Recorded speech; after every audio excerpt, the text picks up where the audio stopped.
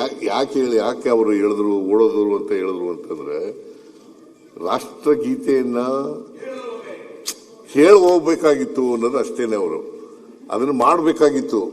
ಅದು ಅವರು ಗವರ್ನರ್ ರಾಜ್ಯಪಾಲರು ಅಷ್ಟೊಂದು ಎಷ್ಟಾರ ಓದ್ಲಿ, ಅವರು 3 ಸೆಂಟೆನ್ಸ್ ಓದ್ಲಿ, 4 ಸೆಂಟೆನ್ಸ್ ಓದ್ಲಿ, ಜೈ ಹಿಂದ್ ಅಂತ ಕೊನೆಯಲ್ಲಿ ಹೇಳೋದಂತೂ ಹೇಳಲಿ, ಏನಾದ್ರು ಹೇಳಲಿ. ಆದರೆ ರಾಷ್ಟ್ರಗೀತೆಯನ್ನ ಮುಗಿಸೋವರೆಗಾರು ಇರಬೇಕಾಗಿತ್ತಲ್ಲ. ಯಾಕೆ ಹೋದ್ರು? ರಾಷ್ಟ್ರಗೀತೆಗೆ ಅವಮಾನ ಅಲ್ವಾ? ಆಯ್ತು, ಮತ್ತೆ ಅದಕ್ಕೆ ಹೇಳಿದ್ರು. ಅದು ಪ್ರಾಸಂಗಿಕವಾಗಿ ಹೇಳದಂತ ಮಾತು ಅದು. ಅದು ಬಿಟ್ರೆ ರಾಜ್ಯಪಾಲರು ಓಡೋದ್ರು ಅಂತ ಹೇಳಲಿಲ್ಲ. ಅವರು ಕೇಳಪ್ಪ, ಇಲ್ಲಿ ಚರ್ಚೆ ಮಾಡಬೇಡಿ ಇವ್ರೆ, ಅವ್ರು ಒಪ್ಕೊಂಡ್ಬಿಟ್ಟಿದ್ದಾರೆ. ಒಪ್ಕೊಳ್ಳಿ, ಕೂತ್ಕೊಳ್ರಿ. ಇಲ್ಲಿ ಕಾಂಟ್ರವರ್ಸಿ ಆಗ್ತದೆ.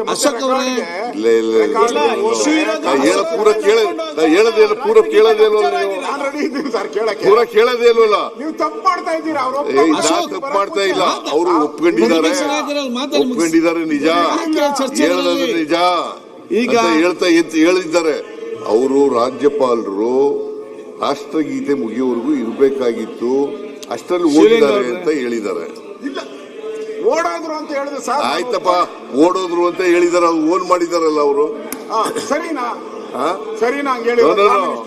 ರಾಷ್ಟ್ರಗೀತೆ ಮಾಡದೆ ಹುಟ್ಟೋದ್ರೆ ಏನಂತ ಹೇಳ್ಬೇಕು? ಯಾರು ಒತ್ತಬೇಕಾಗಿದ್ದು ಬಟನ್ ಕೇಳಿದ್ರೆ ಹುಟ್ಟೋದ್ರೆ ರಾಜ್ಯಪಾಲರು ಇಷ್ಟು ಕಸ್ಟೋಡಿಯನ್ ನಿಮ್ ಕಂಟ್ರೋಲ್ ಕಸ್ಟೋಡಿಯನ್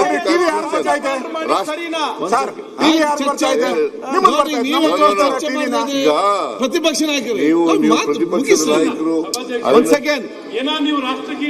ನೋಡಿ, ನೀವು ಯಾಕೆ ಚರ್ಚೆ ಮಾಡ್ತಾರಪ್ಪ? ರಾಷ್ಟ್ರಗೀತೆ ಶುರು ಮಾಡಿದ್ರ? ರಾಷ್ಟ್ರಗೀತೆ ಅವ್ರಿಗೆ ಕೇಳ್ಬೇಕಾಗಿತ್ತು, ಶುರುನೇ ಮಾಡಿರ್ಲಿಲ್ವಲ್ಲ ಇವರು.